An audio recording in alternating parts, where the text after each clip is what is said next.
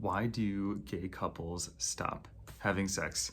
Hey guys, Michael Pizzulo here, psychotherapist in West Hollywood.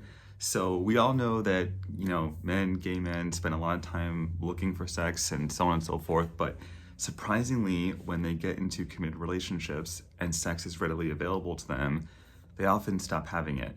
And I think a lot of, men in long-term relationships chalk this up to the honeymoon phase being over, the spark dwindling, and just sort of, platitudes and cliches that we hear quite often. But I think there's more to the story.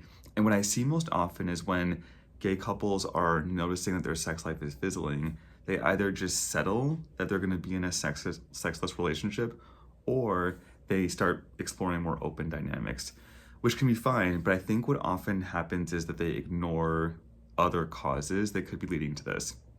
So I want to offer you 3 reasons that I think that most gay couples end up in some sort of sexless dynamic. And they really have nothing to do with, aging or just like the spark fizzling in a generic way. Obviously, of course, if you do notice anything changing to your sexual functioning, always see a doctor, get a physical just to make sure that you rule out any, other causes, because that can definitely play a role. But once you've done that, and it's likely that there's something more emotional or psychological going on, here are a few things to keep in mind. So I think the first reason that couples stop having sex is just because they feel disconnected. And what I mean by that is that the person that you're with feels different to you. They feel maybe like a stranger. They're either exhibiting a behavior that's different, or their personality is different, but there's something about them that you don't want to attach to anymore, or you don't know how to attach to. And again, even though you may have a healthy libido and healthy sex drive, that will play a role in your sexual functioning. Sex is a way we express ourselves, despite the fact that we just have like a natural biological urge to do it. So if you feel like the person you're with is someone that you no longer want to connect to, you're going to find yourself less interested in sex with them as well. So that's the first thing to consider. The other would be that you have a need that's going unmet.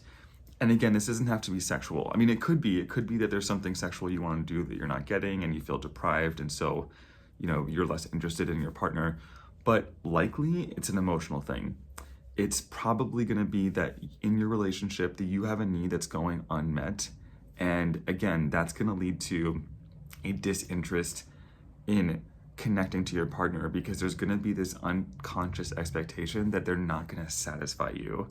And again, it's not about sex, but it will show up in your sex life. So think about if there's some sort of emotional need that you have that's not being met, and that could also play a role in why, you're experiencing gay bed death.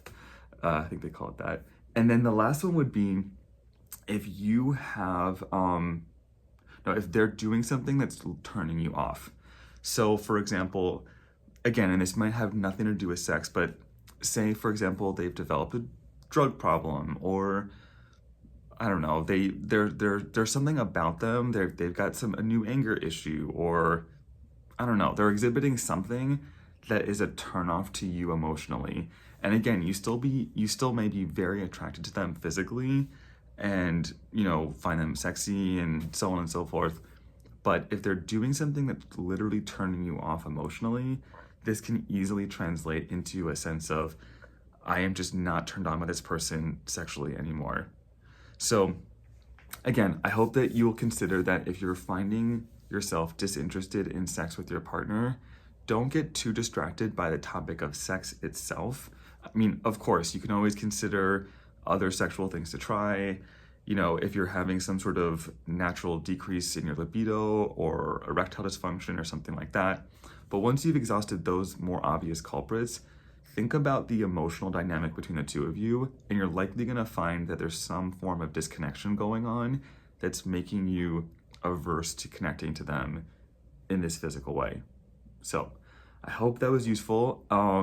Curious to hear your thoughts. I think it's also a new thing too for us, right? Because gay men in long-term relationships is still relatively new, doing it out in the open, being married, and so on and so forth. So I think we've heard about this relationships going stale and sexless for straight people for quite a long time. I think for us, it's new, it's different, and because it's 2 men, and maybe it's less expected. and we have more permission to play around with things. So, you know, there's just different dynamics to navigate, but I think that we spend too much time focusing on the sexual component of it and not the psychological, the emotional part. So those are my thoughts. Let me know what you guys think in the comments.